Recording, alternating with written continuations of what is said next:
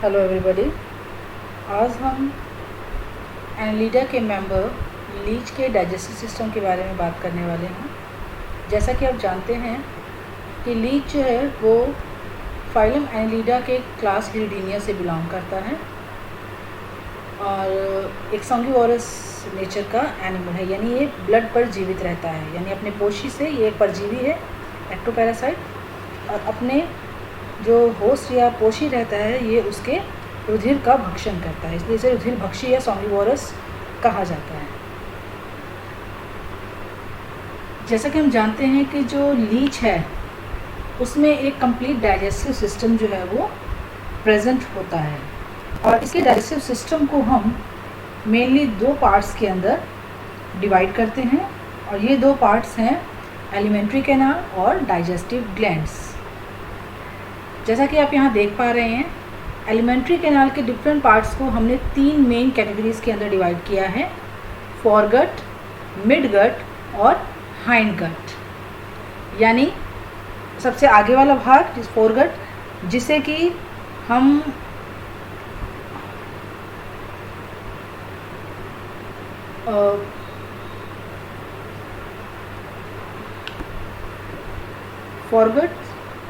कि हम स्टोमोडियम भी कहते हैं, और मिड गट साथ में है हाइंड गट जिसे कि प्रोक्टोडियम कहा जाता है।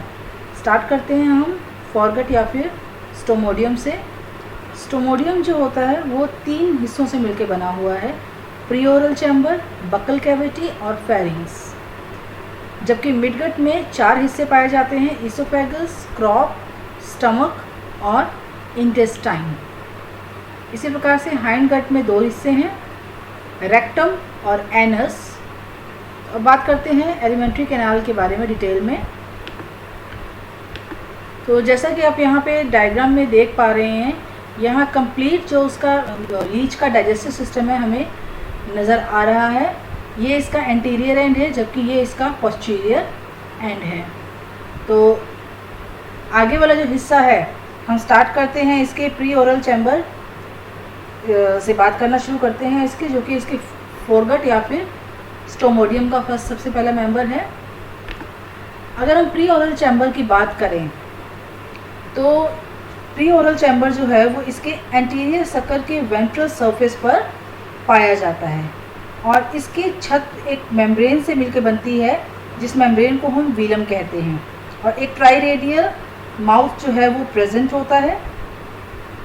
और इस ट्राई रेडियल माउथ के अंदर जो है दो डोर्सोलेटरल और एक मिड वेंट्रल लिप जो होता है वो प्रेजेंट होता है, यानी दो डोर्सोलेटरल और एक मिड वेंट्रल जो लिप है वो आपको नज़र आ रहा है। ये यहाँ पे इसकी वीलम है, ये ट्राई रेडियल इसका माउथ है। आगे वाले हिस्से को, तिकोने हिस्से को हम प्रोस्टोमियम कहते हैं, ये इसका अपर लिप हुआ।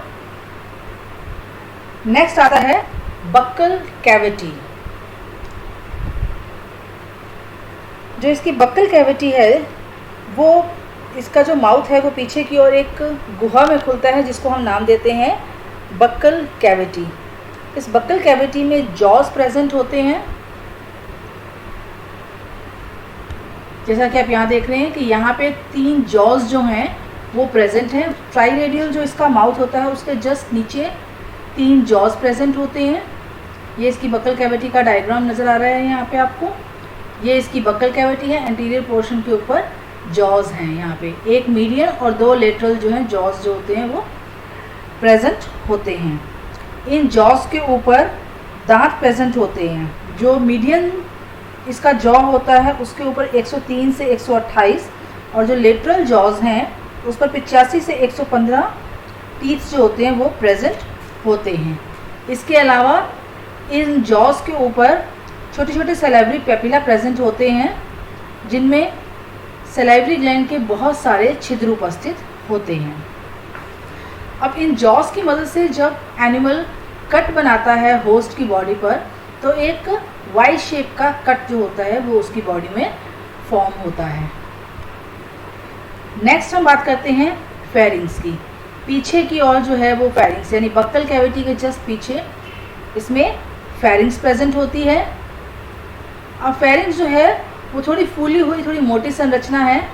अगर हम इसके सेक्शन के अंदर देखें तो इस तरह से हमें इसका सेक्शन नज़र आता है। ये इसकी फेरेंज की कैविटी या ल्यूमन है और चारों तरफ जो है फेरेंजियल जो रिज्स हैं वो प्रेजेंट है। तो काफ़ी छोटी इसके अंदर कैविटी होती है, लेकिन जो इसकी वॉल होती है वो काफ़ी ज़्यादा मस्कुलर होती है। फेरेंज जो है काफ़ी मस्कुलर स्ट्रक्चर है, ओवल स्ट्रक्चर रहती है ये, और ये लीच के 5th सेगमेंट से लेकर 8th सेगमेंट तक फैला होता है और बहुत सारे फोल्ड्स होते हैं इसके अंदर जो प्रेजेंट होते हैं। और इसके अंदर सलाइवरी ग्लैंड्स खुलती हैं जो कि हिरुडिन नामक एंटीकोगुलेंट को सिक्रीट करती हैं। यानी नेक्स्ट हम बात करते हैं, अब हम आते हैं मिडगट पे। अभी हमने फोरगट के बारे में बात की, pre oral chamber, buccal cavity और फेरिंग्स। अब हम आते हैं मिडगट में। तो मिडगट का सबसे पहला पार्ट आता है, वो आता है ईसोफेगस, यानी ये कनेक्शन की तरह है। ये यहाँ छोटा सा हिस्सा नज़र आ रहा है, इसको हम कहते हैं ईसोफेगस। ये एक बहुत छोटी सी सकरी नलिका होती है जो कि फेरिंग्स से क्रॉप की ओर खुलती है, और इसकी जो इनर मेम्ब्रेन होती है वो भी काफ़ी ज़्यादा जो है वो फोल्डेड रहती है। नेक्स्ट आता है इसका काफ़ी मेन पार्ट, वो है क्रॉप। ये इसके डाइजेस्टिव सिस्टम का सबसे बड़ा हिस्सा है। इसकी जो मेम्ब्रेन होती है, यानी इसकी जो वॉल होती है क्रॉप की, वो फेरेंस की तुलना में पतली रहती है, जबकि फेरेंस की जो वॉल थी वो काफ़ी मोटी थी। ठीक है। नेक्स्ट जो है, अब ये 9वें से लेके 18वें सेगमेंट तक फैली रहती है, यानी 10 से 11 सेगमेंट्स में होती है। एक जो क्रॉप होती है, छोटे छोटे फर्दर चैम्बर्स, 10 से 11 चैम्बर्स होते हैं जिनके अंदर डिवाइडेड रहती हैं, और इन चैम्बर्स में साइड की और लेटरल सीका जो होते हैं प्रेजेंट होते हैं। तो ये दोनों स्ट्रक्चर्स मिलके, यानी लेटरल सीका और जो मेन क्रॉप चैम्बर है, ये एक तरीके से स्टोरेज ऑर्गन का काम करता है। तो ये जब लीच जो है वो ब्लड सक करता है, तो ब्लड सक करने पर वो इसी क्रॉप के अंदर उस ब्लड को धीरे धीरे जो है वो इकट्ठा करने का काम करता है। तो ये ब्लड को संचित करने वाला ऑर्गन है एक तरीके से। ये सारे फूल जाते हैं ब्लड को सक करके या ब्लड को स्टोर करके, तो काफ़ी मात्रा में जो लीच है वो ब्लड को स्टोर कर पाता है। और जो लास्ट वाला इसका क्रॉप होता है वो नीचे तक, लास्ट जो पीछे की ओर सेगमेंट्स हैं उन तक बढ़ जाता है। वो 22वें सेगमेंट तक चला जाता है, यानी यहाँ से शुरू होकर वो पीछे की ओर जा रहा है 22वें सेगमेंट तक। ये सारे एडेप्टेशंस जो होते हैं मैक्सिमम अमाउंट ऑफ ब्लड को स्टोर करने के लिए ही होते हैं। इसके बाद नेक्स्ट ऑर्गन आता है, वो आता है स्टमक। जो स्टमक है वो एक फनल शेप स्ट्रक्चर होती है। ठीक है। और इसके ऊपर एक तरीके से आप कह सकते हो कि एक तरीके का कवच अवरोधनीय जो छिद्र पाया जाता है, और ये 19वें खंड में होता है। जो स्टमक होता है वो 19वें खंड में शुरू होता है, और इसमें बहुत सारे फोल्ड्स, यानी अगर हम इंटरनली देखें तो इसमें काफ़ी सारे फोल्ड्स जो होते हैं, ट्रांसफर फोल्ड्स जो होते हैं वो प्रेजेंट रहते हैं। ये शुरुआत की इतनी सी स्ट्रक्चर ही स्टमक है। उसके बाद आता है इंटेस्टाइन। स्टमक के जस्ट पीछे इंटेस्टाइन है। ये एक पतली और संकरी नलिका है जो 20वें खंड से 22वें खंड तक फैली हुई पाई जाती है, और इसके अंदर बहुत सारे विलाई प्रेजेंट होते हैं जो एब्जॉर्प्शन की सरफेस को इंक्रीज करते हैं। लास्ट आता है इसका हाइंडगट या फिर प्रोक्टोडियम, जिसके अंदर 2 पोर्शन है, रेक्टम और एनस। रेक्टम जो होता है वो 23वें से लेकर 26वें खंड तक फैला हुआ रहता है, और 26वें खंड के डॉर्सल सरफेस पर एक एनस के द्वारा ये बाहर की ओर खुलता है। ठीक है। और लास्ट में आ जाता है एनस। तो एनस जो है वो इसकी जो डॉर्सल सरफेस है उसके ऊपर पाया जाता है। नेक्स्ट है इसमें जो इसकी क्या बोलते हैं, डाइजेस्टिव ग्लैंड्स होती है। जैसे हमने यहाँ देखा, हमने इसके डाइजेस्टिव सिस्टम को 2 पार्ट्स में डिवाइड किया है। एक है एलिमेंट्री कैनाल और दूसरा है डाइजेस्टिव ग्लैंड्स। तो 2 तरह की डाइजेस्टिव ग्लैंड्स है, सलाइवरी ग्लैंड्स और ग्लैंड सेल्स।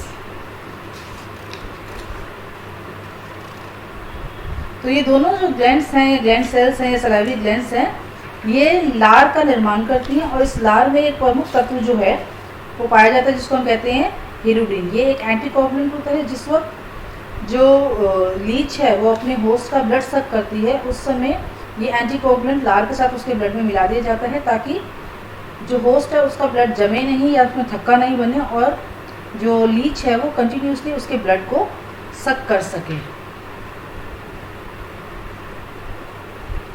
इसी के साथ डाइजेस्टिव सिस्टम ऑफ लीच का टॉपिक कंप्लीट होता है। Thank you.